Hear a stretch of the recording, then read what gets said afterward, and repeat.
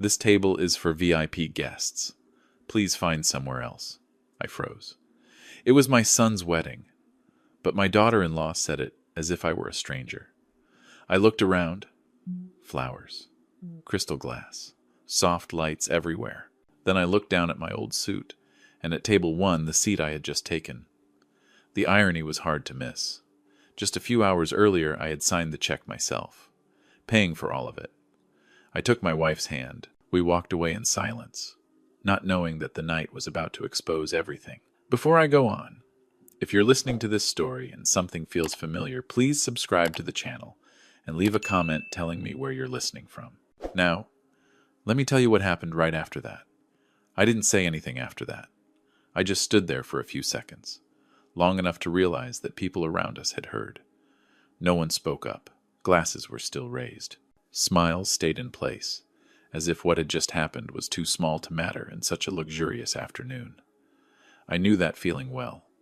It's the feeling of being pushed out, not by force, but by collective silence. Eleanor stood beside me.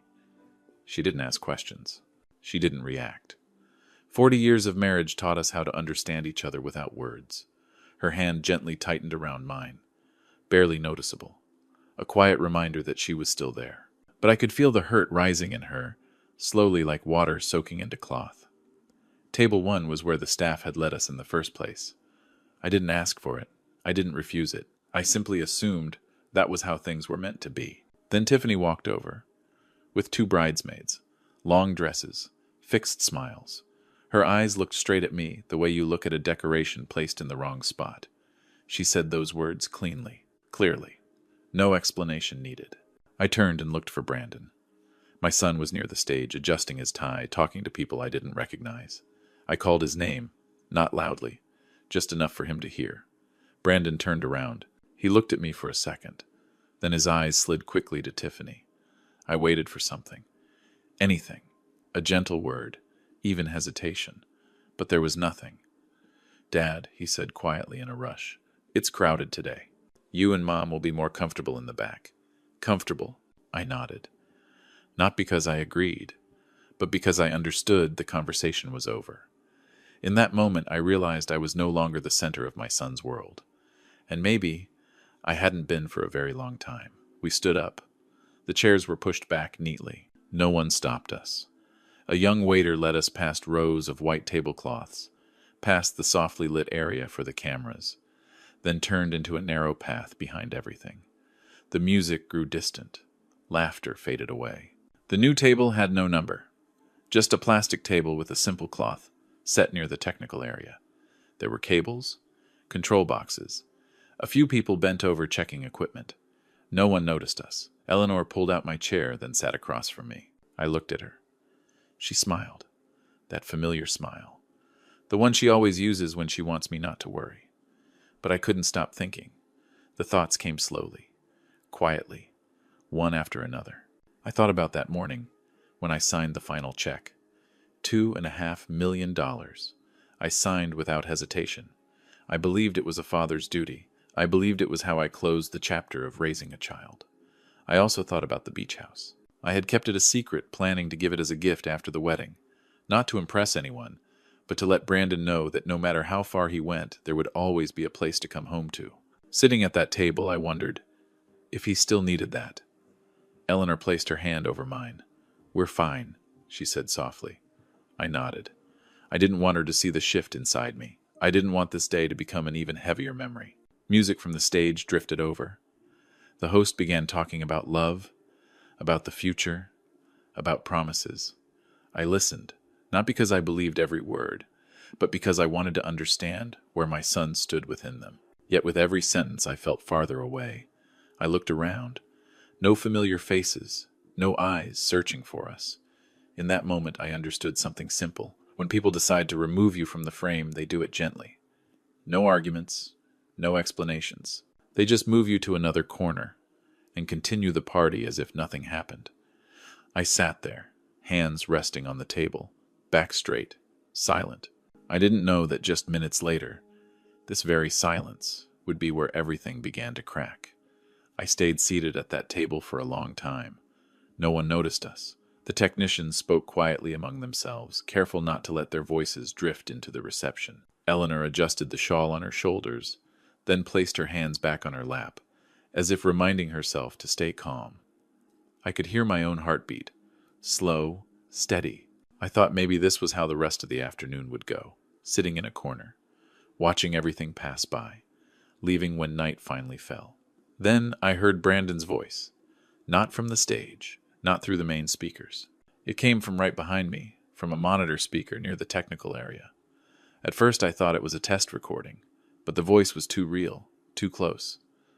I turned my head. A young technician frowned, his hand still on the control board. He didn't seem to notice anything unusual. "Turn that off," Tiffany said with a light laugh, sharp and clean. "I don't want to hear that speech again." I looked at Eleanor. She had heard it too. Her gaze froze, not with curiosity, but with instinct. I didn't say anything. I simply sat up straighter, as if my body already knew I was about to hear something I was never meant to hear. "Relax," Brandon replied. "After today, it's all done. Everything will fall into place." I had never heard my son speak like that. No familiar impatience, no usual bragging. His voice was calm, like someone talking about a plan that had been prepared for a long time. Tiffany laughed louder. "I just hope it's soon. I can't stand pretending to be the good daughter-in-law anymore. They always look like they just walked out of some old house from another time." I placed my hand on the table. My fingers closed, then opened. Eleanor no longer looked at me. She stared at the floor, as if she didn't want to hear any more, but couldn't bring herself to leave. "Next week," Brandon said. "I've already talked to the facility. All the paperwork is done. Just a few more signatures." "The nursing home by the canyon?" Tiffany asked. "That place is really tucked away. I like it. No one goes there." There was a short silence. I could hear myself breathing. Slow. Very slow. I didn't think about the place. I thought about the way they spoke. Neat, controlled, without emotion, like they were arranging an old item they no longer needed. "What about the money?" Tiffany asked. "I don't want today to happen and then have problems later." Brandon laughed. "The money's handled. I've worked it out." Something cold ran down my spine. Not fear, but familiarity. I had heard that tone too many times before. The voice of people who believe everything is under control. "The trust fund," Brandon continued without lowering his voice. $4.2 million. I'll withdraw it slowly, break it up. No one will notice." I turned to Eleanor. She looked up at me. No questions, just a look. I nodded very slightly. I didn't know what I was confirming. Maybe just that we had both heard the same thing. "The crypto's mostly gone," Brandon said, his voice dipping a little. "But the McLaren was worth it. All my friends saw it. They're starting to look at me differently." "And the signatures?" Tiffany asked. "I don't want trouble." "Don't worry," Brandon said. "I've taken care of it. Just a few strokes. No one can tell. Only one branch. It's small." I closed my eyes for a few seconds. When I opened them, everything looked the same. The lights, the tablecloths, the cables twisted along the floor at our feet. But I knew something had broken. Not in this room, but in the way I saw my son. Eleanor placed her hand over mine. This time she held it tightly. I could feel her slight trembling. I didn't want her to hear any more. But the voices kept coming, uninvited. "After today," Tiffany said, "everything will be clean. No more pretending." I opened my eyes. I looked straight at the speaker. I wasn't angry in the way people usually imagine. No explosion. No urge to act immediately. I just felt clarity, clear and cold. I had paid for this afternoon. I had been pushed out of my own frame. And now, in this technical corner, the truth was revealing itself. Without me asking, without me searching. I leaned toward the technician. "Can you hear that?" I asked quietly. He looked at me confused. I think the mic wasn't turned off." "I want it kept on," I said. "Just leave it on." He hesitated for a second, then nodded. I sat back down. Eleanor looked at me, her eyes full of questions. I didn't explain. I only said, "Stay here with me." She nodded. We sat there, like two people waiting for a storm to pass. I didn't know how this would end, but I knew one thing. From this moment on, I would not leave in silence again. I didn't stand up right away after what I had just heard. I didn't look around for anyone else's reaction either. The reception went on, as if nothing had been exposed in this hidden corner. Eleanor sat beside me, back straight, hands neatly folded on her lap. She didn't ask anything more. Sometimes silence is the only way to keep yourself from breaking. The music shifted. The host stepped onto the stage, voice brighter, more excited. I assumed the important part of the ceremony was about to begin. Brandon and Tiffany were probably up front under the lights, where all eyes were on them. I didn't want to look anymore. I just sat there, feeling each second pass, as if waiting for a signal to stand. Then I heard something else. Not from the speakers. Not from the stage. A faint disturbance starting near the entrance. At first, just a few heads turning. Then short pockets of silence, one after another. I turned around. A motorcade had stopped in front of the estate. No display. No sirens. But the way people instinctively stepped aside told me this wasn't just late guests arriving. Men in dark suits stepped out first, scanning the area, then opened the door for the person behind them. Brandon and Tiffany almost ran forward. I saw them from a distance. Brandon adjusted his jacket, a smile appearing too fast, too stiff. Tiffany walked beside him, her hand lightly on her husband's arm, posture confident, as if this was the moment they had been waiting for all afternoon. I knew exactly what they were thinking. They believed this presence was for them, for appearances, for the status they were trying to build at any cost. The man entering the courtyard didn't look at them right away. He paused, exchanged a few quiet words with security, then looked straight ahead. I recognized him before he saw me. Governor Miller, a familiar face. Not from television, but from closed-door meetings, from conversations that never needed to be written down. He walked slowly. Very slowly. Brandon extended his hand, the smile ready. Tiffany tilted her head slightly, preparing for a handshake meant to be witnessed. But Governor Miller didn't stop. He walked past them, as if they weren't there. I heard a sharp breath. I couldn't tell whose. He kept moving, past the white-covered tables, through the lights and curious stares, straight toward the technical area, toward the plastic table where I was sitting. I stood up, more by instinct than intention. Eleanor stood with me.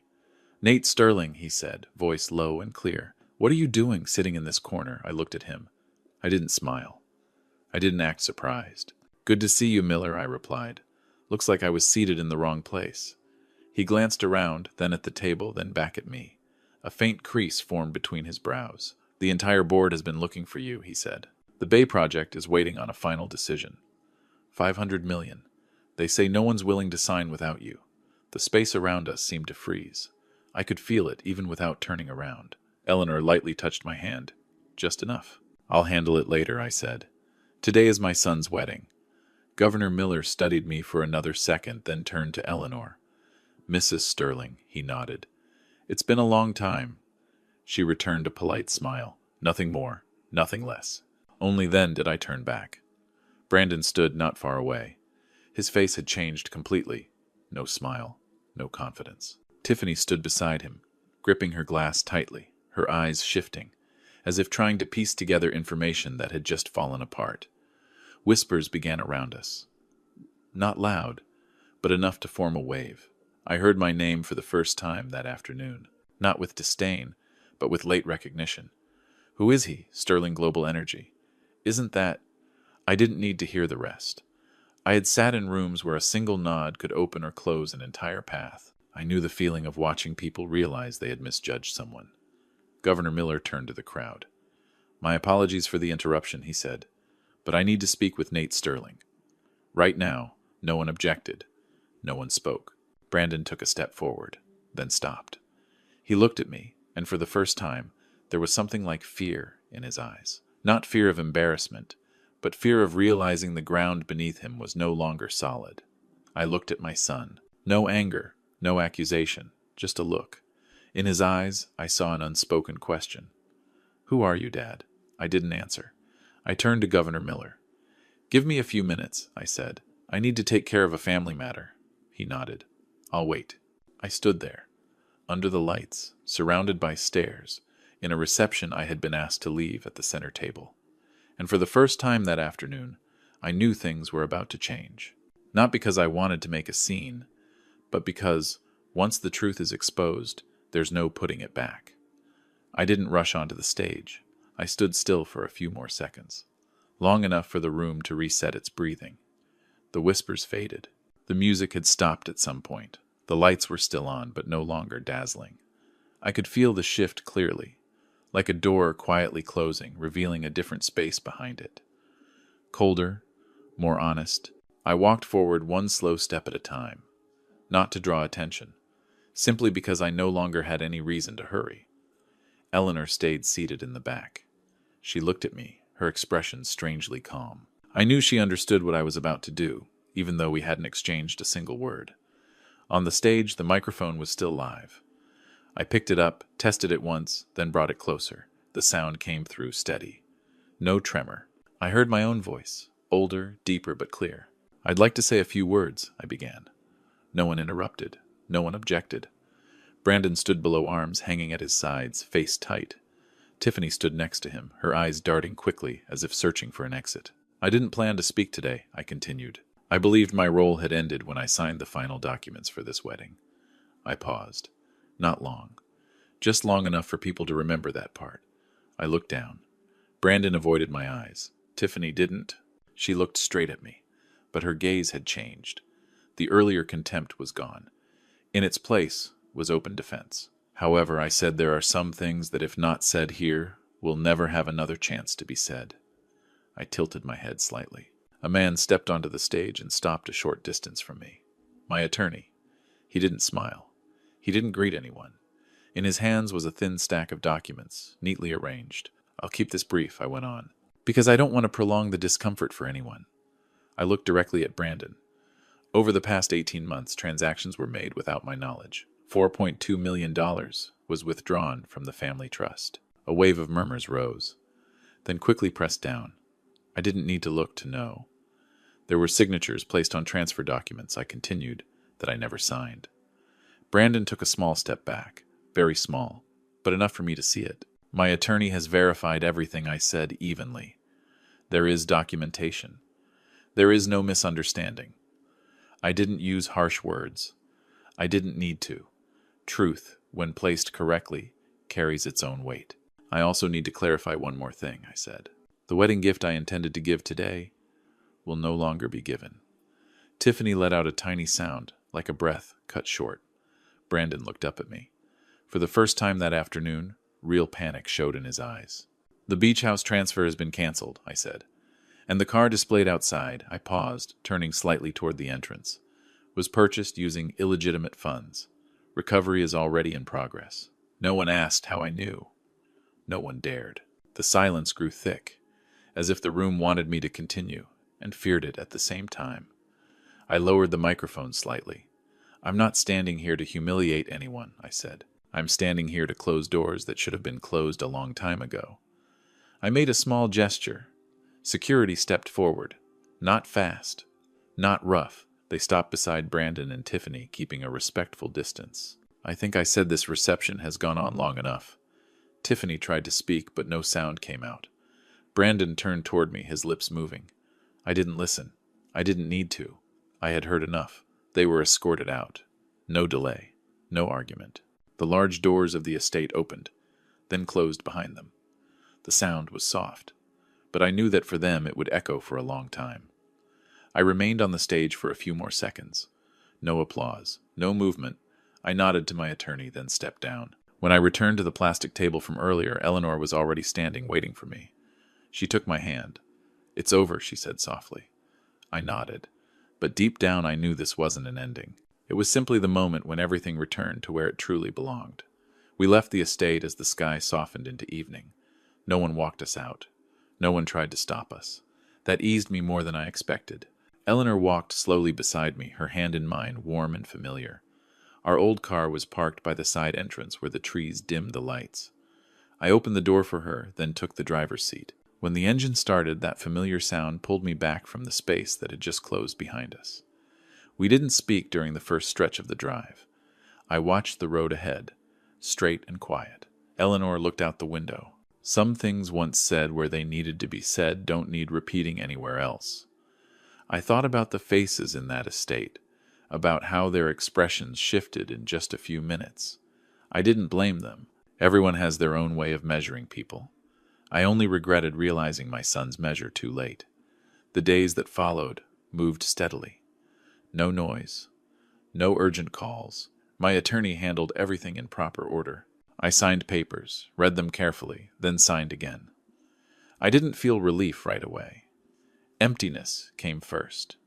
It felt like clearing out a familiar room, then standing in the middle of it, unsure what to put back. News spread in its own way. I didn't explain. I didn't appear. Brandon and Tiffany faded from gatherings they used to attend without fail. Invitations grew fewer. I didn't follow it. I didn't ask. Eleanor didn't mention them. Except once. "Will our son be all right?" she asked very softly. I didn't answer immediately. I thought about it for a long time. "He'll learn," I said at last. "If he's willing to learn." Eleanor nodded. She didn't argue. She understood that some lessons can't be handed over, and can't be shielded from. They have to be lived through sooner or later. I began working on an idea that had been forming for a while, though I hadn't named it yet. I called it the Sterling Fund. Not to leave a mark, not to ease my conscience. I wanted to build a place where values were stated clearly from the start. Responsibility, boundaries, gratitude. We focused on education, on life skills, professional ethics. No showmanship, no large signs. I didn't want to turn it into another stage. On the day we signed the founding papers, Eleanor and I sat in a small room overlooking the garden. She read every line carefully, then signed. When she looked up, I saw the calm in her eyes that I had been searching for months. "This feels right," she said. That was all. We moved back to the farm, where everything began. In the mornings I woke early and walked the land. No meetings, no packed schedule. I fixed the fence, tended the small garden Eleanor loved. In the evenings we ate simply. I listened as she told old stories, details I used to overlook, thinking I had plenty of time. One evening, just before sunset, Eleanor asked if I had any regrets. I looked toward the horizon where the sun met the edge of the land. "No," I said. "I only wish I'd set boundaries sooner." She was quiet, then smiled. It was the smile I had known from the beginning. No blame, no comfort, just presence. Every so often I received letters from young people in the fund's programs. They didn't know much about me. They wrote about what they were learning. I read each letter slowly. Some nights, I set them down and sat quietly for a long time. I thought maybe that was how things found balance again, without noise. I didn't try to reconnect what had been broken. I didn't slam every door shut either. I left them where they belonged. If one day Brandon wants to step through, he'll have to knock. And if that day comes, I'll listen. But I won't open the door out of fear of being alone. One night, Eleanor and I sat on the porch, the air cool. She rested her head on my shoulder. I listened to insects to wind, moving through the leaves. I thought about that afternoon at the estate, about the plastic table, about the sentence that pushed us out of the frame. I realized something. Some moments that feel like humiliation are actually necessary reminders. A tree cannot stand if it forgets its roots. And wealth without gratitude is just a layer of paint, easy to peel away. I gently squeezed Eleanor's hand. Our old car sat quietly beside the porch, covered in a thin layer of dust. I had no intention of replacing it. I don't need a center table to know where I stand. I only need to know who I'm walking with and why. The evening passed slowly, and for the first time in a very long while, I slept peacefully. Before I end, I want to say one small thing. If this story made you pause, if it reminded you of family, of boundaries, or of gratitude we sometimes forget, then please subscribe, like, and share this video. Not for me, but for those who might need a reminder like this. Thank you for staying until the end. The lesson I've learned is simple. Money can build a grand table, but only kindness and gratitude can keep a family standing. If you're still holding on to your roots, then it's not too late.